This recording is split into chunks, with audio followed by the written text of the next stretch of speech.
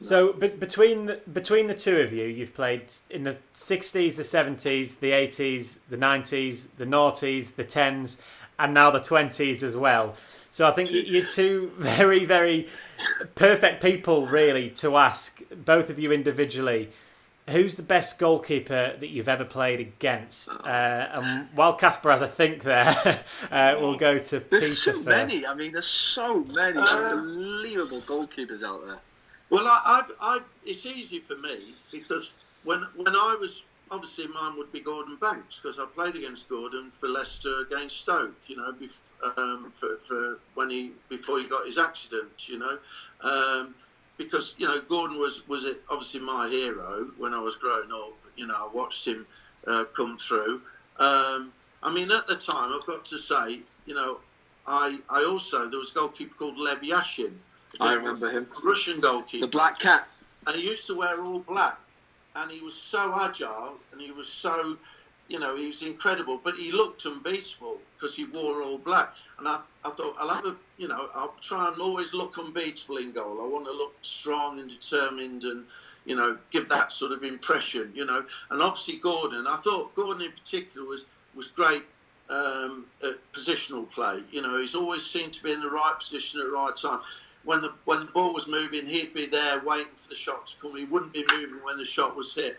So I thought a bit of positional play. And then Peter Bonetti, who recently passed away, little, very small keeper, nicknamed the Cat because he was like a cat. He was so agile around the goal.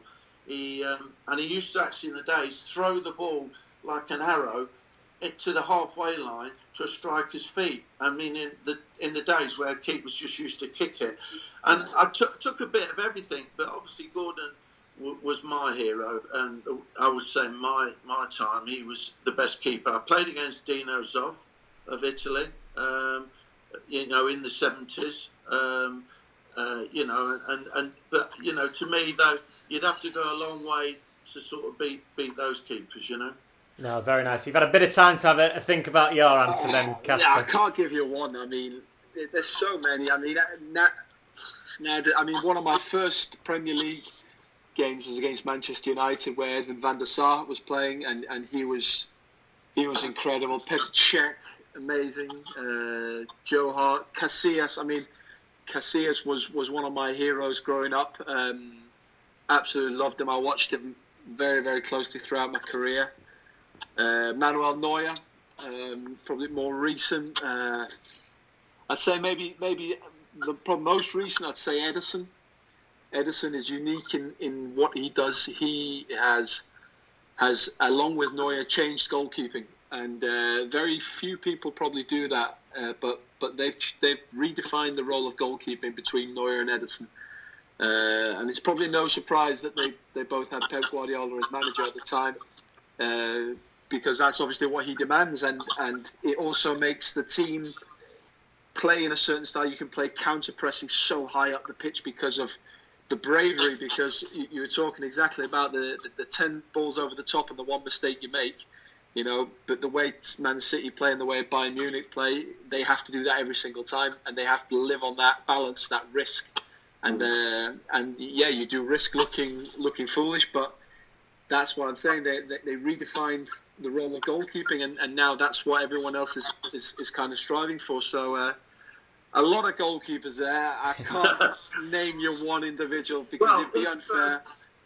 If you ask a more modern goalkeeper that I didn't actually play against, I'm trying to wrap my brains of, but the ones that stick out, obviously the ones I mentioned. But in modern day, I really liked the look of Buffon. I thought he was, for Italy. He always, to me, it's he didn't make many mistakes.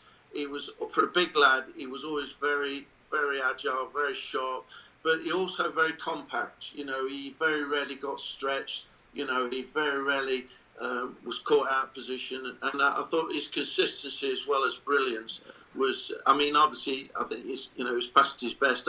Is he still playing at the moment? He is. He's about to sign a new contract. He's 42, so that's very impressive. No, he is again. I couldn't say his name because I hadn't played against him.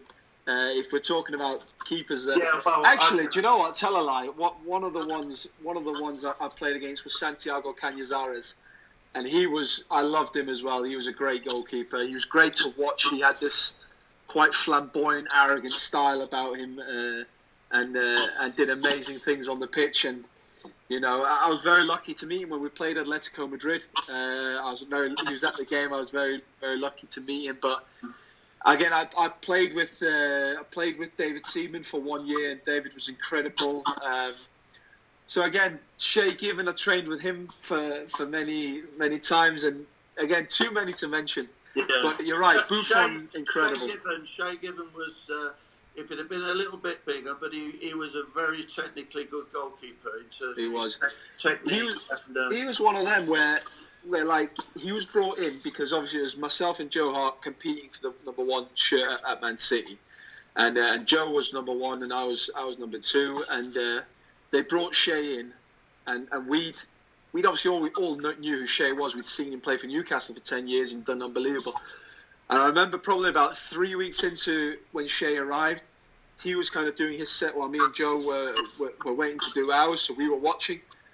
And we were kind of looking at each other and like thinking the same thing, and like said, he's unbelievable, isn't he? Like, it's one of them, you didn't realise how good he actually was until you saw him up close. He was incredible.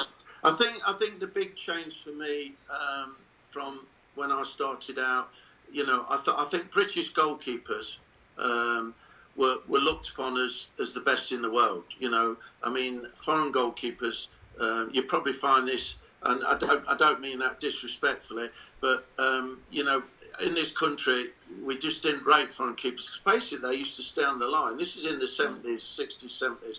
They did very rarely, because in those days a lot of teams played very defensively, you know, so they weren't really putting as much pressure as probably they are these days, you know. But I you know, I just think it's evolved, football's evolved and developed. It's become, you know, obviously players from all over the world are coming into our league, you know, and it's you know, it's been a massive change in that respect. And I think other countries have probably caught up. I mean, when I was looking, you know, and I had sort of Joe Corrigan, Phil Parks, I don't know if you remember those names, Ray. I do, very much so. Then Chris Woods, you know, yes. David Seaman, David Besson, they were all, you know, behind me. And, you know, great keepers over that period of time, you know. And then and now we're talking more about, you know, no disrespect, but I think more about foreign keepers than we are actually, you know, British keepers.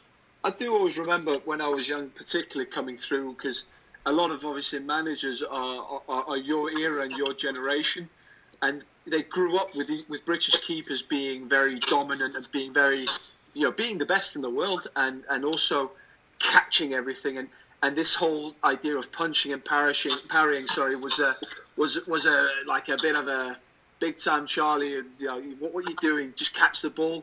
So I do remember coming through that was very much the attitude of, well, Britain, we have the best goalkeepers. Our goalkeepers do this. You know, why don't you do that? And obviously I was never the tallest goalkeeper, and they wanted these, you know, big 6'6" lads who just came and took everything in the air.